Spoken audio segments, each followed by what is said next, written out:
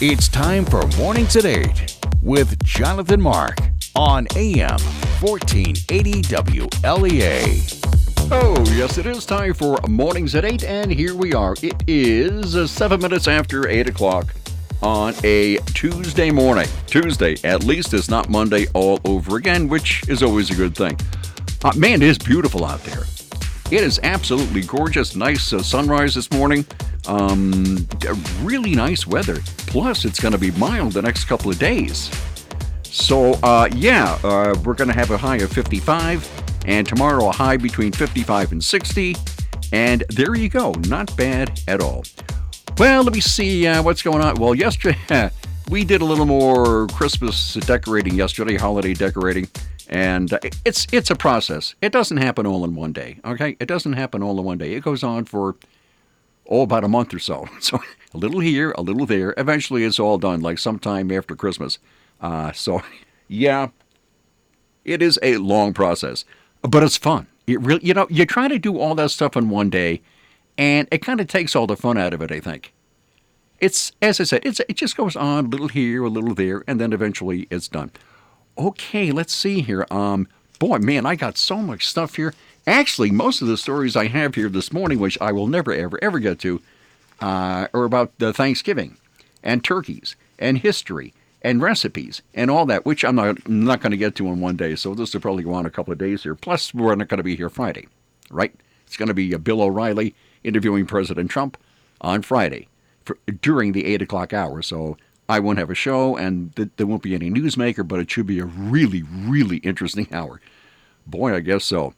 I have two stories here, and both of them are very positive. One coming out of Albany, and the other coming out of Washington. Now, who'd have thought it? Really? Anyway, the governor has signed legislation prohibiting consumer reporting agencies and lenders from using a consumer's social network to determine credit worthiness. So, let me see. The governor signed, this was yesterday. This is from a news release from the governor's office. It's prohibiting consumer reporting agencies and lenders from using the credit scores of people in a consumer's social network to determine that individual's credit worthiness. And the governor said basing someone's credit score on who they know is not only an invasion of privacy, it's a way for these agencies to unfairly target and penalize low-income New Yorkers. He says this law will keep these unscrupulous agencies in check, end this unfair practice once and for all, and help ensure New Yorkers receive more fair and accurate credit ratings. Yeah, I agree. State Senator Brian Kavanaugh said Americans increasingly live much of their lives online. Unfortunately, online activities through social media and other applications expose us to many risks, especially given the scant concern for privacy and equity that many companies have demonstrated when handling our personal data. Using social media networks to assess credit worthiness could lead to new forms of discrimination akin to redlining and other practices that have no legitimate place in our economy. And that was State Senator Brian Kavanaugh. Meanwhile, Assemblymember Marcos Crespo said a person's online use and search history is absolutely irrelevant to their credit worthiness. This law will protect New Yorkers from the growing threat of new credit formulas that consider online searches and posts in scoring credit. All right. Now, this isn't for, let's say, a background check. For, let's say, you apply to a company for a job. This isn't for a background check or something like this. Is for a credit score specifically. The U.S. General Accounting Office has estimated that some 75% of credit scores are wrong based on incorrect information collected by credit bureaus and attached to individuals' credit scores. These errors and the fuzzy math used to create the credit score can impact the everyday lives of consumers when applying for jobs in schools or when finding housing. So, there you have it. And I think that's a really, really good law. Every now and then something good does happen in Albany. And speaking of surprising, this is from Washington, where practically nothing has been done for quite some time. This is from The Hill. President Trump has signed a bill making animal cruelty a federal crime. A federal crime. It's about time. President Trump signed a bill into law yesterday establishing animal cruelty as a federal crime after the measure passed with bipartisan support through Congress. At least something has. Wow, what a surprise. A statement from the White House press office Monday evening last night confirmed that the president had signed the bill, which specifically codifies so-called animal crushing as a federal offense punishable with a fine and up to 7 years in prison. Good deal. The now passed Preventing Animal Cruelty and Torture Law, or PACT, P-A-C-T, defines the term as any act where an animal is purposely crushed, burned, drowned, suffocated, impaled, and or otherwise subjected to serious bodily injury. And a big supporter of this bill? Speaker Nancy Pelosi. So she was all for it. I mean, I don't know. Yeah. So there you go. The president and the speaker were actually on the same page. That's got to be one in a zillion. That's amazing. But this thing, as I said, I think is, in the time I've done news, I've had some animal cruelty stories. And you just wonder about some people. I mean, you just wonder. I mean, that's vicious, cruel, inhuman. I mean, it's unspeakable. Some of the things that people have done to animals. Deliberately. And matter of fact, I know 2 people, personally, who other people did some horrible things to their pets. So they were a victim of sorts, right? That's one of the worst things you can do. I mean, the poor animal, mostly cats and dogs, right? Now, animals don't know right and wrong, right? So if they're bothering you, they're just it's instinctive. They're just reacting. Matter of fact, I was bit twice by dogs. One, I was 4 years old, and another time here in Hornell a couple of years ago. A spaniel bit me on the ankle. Anyway, but the animal is just reacting. They don't know right from wrong. They can't really defend themselves. And so if you abuse an animal, that's one of the worst things you could possibly do, because the next step after you abuse an animal is what? That's right. You abuse or hurt or harm or do something to human beings. So it's certainly a stepping stone, and it certainly indicates a really, really bad person. So making that a federal crime, man, it's about time. Yay, and it had bipartisan support. All righty. Hey, something good out of Washington. How do you like? Actually, that's probably the lead story right there. Anyway, so Thanksgiving is coming up Thursday, all right? Thanksgiving, this is Tuesday, day after tomorrow, Thanksgiving, and I have so many stories here on I mean, a bunch of them. Well, let's just try this one. Okay, everybody eats, well, not everybody, but most people eat turkey on Thanksgiving. Maybe not. This is from, where did I find this? Fox Business. Nearly 1/3 of Americans are thinking about ditching meat this Thanksgiving as prices for the bird hit a record low. Now, I love turkey. Boy, we have turkey, let me see, Christmas, Thanksgiving, possibly maybe Easter, a turkey and a ham. We have turkey maybe half a dozen times a year, maybe more. Anyway, so 1/3 of Americans are thinking about ditching meat this Thanksgiving. According to research from the Meatless Farm Company, a plant-based food company, they did this research, a meatless plant-based food company. Anyway, the shift in attitude toward meat is mostly being driven by a younger generation of Americans who are concerned about their personal health. Okay, who is this? The general manager of the Meatless Farm Company in North America. And he said, being mindful of how we live and eat has become a priority in the world. And the numbers reveal a huge shift toward plant-based eating in the United States. says the CEO of a plant-based food company. Anyway, he says plant-based diets are currently very topical. However, for many people, it isn't a fad or about giving up meat entirely. It's about finding a balance that's healthy, tasty, and good for the planet. I don't know how that would be good for the planet, but hey, okay, fine. A study conducted by market research firm Dynata on behalf of Meatless Farm found that nearly 6 in 10 people are considering going meat-free due to health concerns over meat or the positive health benefits of a plant-based diet. The firm surveyed 1,000 Americans across a variety of age groups. Meanwhile, roughly 14% cited animal welfare as a driving factor. Another 14% said weight loss, and 13% cited the environment, according to the study. So, about 45% of Americans between the ages of 25 and 34 are most likely to consider a meat-free Thanksgiving.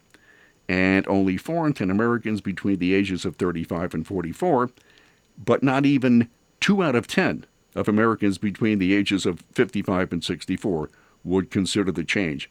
So, and oddly enough, or ironically enough, retail prices of turkey has hit a record low. That's according to the American Farm Bureau, the Federation. So, there you go. More people are considering a meat-free, or let's say turkey-free, Thanksgiving. I don't know about that. I mean, I love turkey. Man, boy, do I like turkey. Yes, sir, Bob. Speaking of that, how about we go to this one? Okay, we have, you've heard of these hamburgers that are not made, or cheeseburgers or something that are not made of meat. They're made of some plant-based something or other, and it's a big deal. I still don't get that. I just don't get it. A hamburger has got to be made, how well? Anyway, if you think that's strange, plant-based meat, how about, this is bizarre. I got this from CNET, Air Protein. Air Protein just created meat made from air. The company is called Air Protein. And this company is in the Bay Area, San Francisco. And it's come up with, wow. Air Protein has announced the launch of an air-based meat substance that can be used to make burgers, chicken, turkey, or virtually any meat product you want it to be. You can even use this air-based product to make protein-enriched pastas, cereals, and beverages. So how do they make meat out of air? Man, I'm not making this up.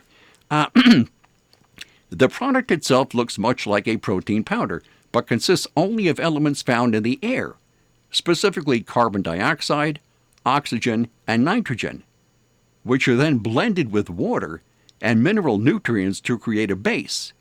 Using renewable energy and a probiotic production process that's fermentation, Air Protein converts the elements into an edible product with an amino acid profile similar to that of real meat.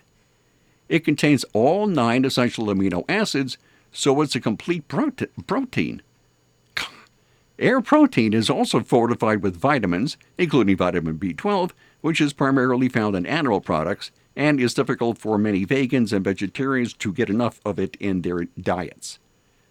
So this company, it hasn't gone to public yet, but it's making, actually this stuff can be used. Air Protein is a sister company of Kyverdi, the name of the company Kyverdi, and a company that focuses on using carbon dioxide to make environmentally friendly products such as plastics and soil. So none of this stuff is on the market yet. But imagine this is incredible. To make meat, well, sort of meat, same thing, chemically it's the same thing, from air. Frankly, I think I'd rather have some real stuff. Okay, you want a hamburger, you want a cheeseburger, you want the real deal. But it is kind of interesting. Wow, from air. Okay, insurance. Everybody needs insurance. You can't get by without insurance. And I just dropped my pen.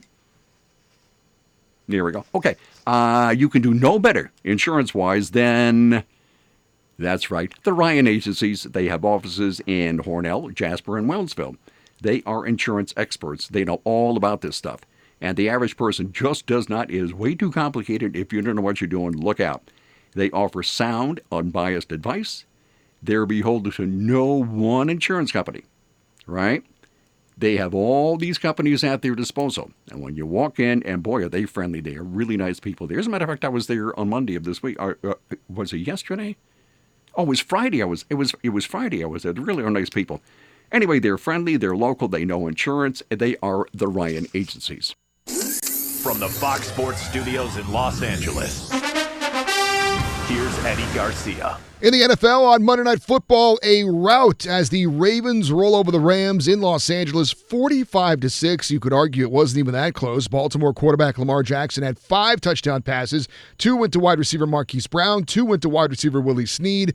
Baltimore now is 9-2 on the season with their 7th win in a row for the Rams. They dropped to 6-5 with a loss, and they're pretty much out of the playoff picture now in the NFC. In NBA games of note, the Lakers are now a league best 15-2. They've won 8 straight after beating the Spurs in San Antonio 114-104. LeBron James had 33 points and 13 assists for LA. Bucks over the Jazz 122-118 as Milwaukee star and reigning MVP Giannis Antetokounmpo had 50 points. Milwaukee's 14-3 best record in the East. They've won 8 straight. Raptors, defending champs, beat the 76ers 101-96. Toronto's 12-4 on the season. Philadelphia star Joel Embiid did not have a point in this game. He played 32 minutes. He was 0 for 11 from the field. I'm Charles Payne, and this is the Fox Business Report. Stocks falling as investors sifted through a slew of earnings reports today, with the Dow falling 19 points, the Nasdaq down 49, S&P 500 down 3. And shares of plant-based meat company Beyond Meat were far from sizzling today on Wall Street, falling over 22%, marking the end of Beyond Meat's lockup period. For the first time since its IPO, early investors can sell the stock. Now, despite the sell-off, Beyond Meat reported a much bigger profit than expected for its third quarter. Shares of Mattel spiking after hours, around 18%, after the toy maker posted better than expected earnings for the third quarter as newer models boosted demand for its flagship Barbie brand, and the launch of dolls based on Korean pop sensation BTS lifted international sales. Mattel also announcing it will be hiring a new chief financial officer in the wake of a whistleblower investigation relating to its accounting practices.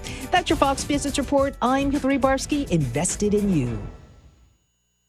Prescription products require an online physician consultation and are only available if the physician determines a prescription is appropriate. Subscription required. See website for full details and important safety information. Hey guys, good news. The outrageously expensive little blue pill is now generic, which means you can get the prescription medication to treat ED at affordable prices. And Hims makes it extra affordable. And right now, get your first online visit totally free when you go to forhims.com/joy. To start your free online visit, you need to go to this exclusive address, forhims.com/joy. forhims.com/joy. Today at Simmons Rockwell, now with 2,000 pre-owned vehicles in stock, you'll find these prior rental values. 2019 all-wheel drive Nissan Rogue Sport S models equipped with a rear view monitor, cruise control, Bluetooth, and 12,000 to 18,000 miles for only $16,099. See the savings online at Simmons-Rockwell.com and shop the Simmons Rockwell dealership near you. Okay, and we are back. Now we had Thanksgiving, we had turkey, we had meat made from air. Keeping up this food theme, Harland David Sanders. Harland David Sanders. Colonel Sanders, that's right. Well, apparently, this is a gunfight. I got this from My Recipes. That's the name of the site, My Recipes. A gunfight led to the rise of Kentucky Fried Chicken. Man, this Colonel Sanders was a real scrappy guy. He fought with everybody. He didn't get along with anybody. He was, he was a lawyer. He fought with his clients. He fought with other lawyers. He fought with business partners. This guy was a scrappy guy. In 1930, Colonel Sanders ran a gas station in North Corbin in Kentucky. He also sold chicken, country ham, and steaks in a restaurant that he opened out of the same building. So now he tried all kinds of businesses, and they all failed, and they failed, and they failed, and they failed. So his proclivity for fighting was clear long before Matt Stewart, the owner of a nearby gas station, painted over a billboard Sanders was using to advertise his fuel station, a gas station, a restaurant. So old Colonel Sanders was incensed by this, and he threatened to kill his rival, Matt Stewart. So he put up a sign again, And the steward covered it up again. So when Sanders noticed Stewart painting over the sign a second time, the colonel and the manager of his gas station ran out to confront him, and they were armed. They had rifles. The conflict quickly escalated into a gunfight, with Stewart firing a fatal shot into the manager of Sanders' station. Sanders netted a single shot into Stewart's shoulder. So it was a gun battle. After that shootout, Stewart was sent to jail for murder. Sanders, who was not charged in the incident, was free to dominate the local gas station game in North Corbin. In Kentucky, I don't know how crowded that was, but anyway, it allowed him to eventually corner the chicken market as well. So, because his... Wow. So that's how Kentucky Fried Chicken became so famous, is he didn't have any kind of competition at all in his business. So, after the shootout, Stewart was sent to jail for murder. Sanders, who was not charged in the incident, was free to dominate the local gas station game in North Corbin, right? So it's the story over the years. Some people believe, erroneously, that Sanders killed a man during that battle. But Sanders may not have fired the fatal shot, but he did at least kill his direct competition. His belligerent nature, which so often cut his professional efforts short, acted as a boon for once, ultimately resulting in the popular Southern-themed chain we still have, Kentucky Fried Chicken. You wouldn't, Colonel Sanders? Really, in a gun battle? Wow, I love KFC. You know why they call it why they changed Kentucky Fried Chicken to KFC? The connotation of the word fried. Fried is bad. I personally think fried is good. But anyway, that's why it's now called KFC. And there you go. And I will see you tomorrow at 8:05-ish. Bye.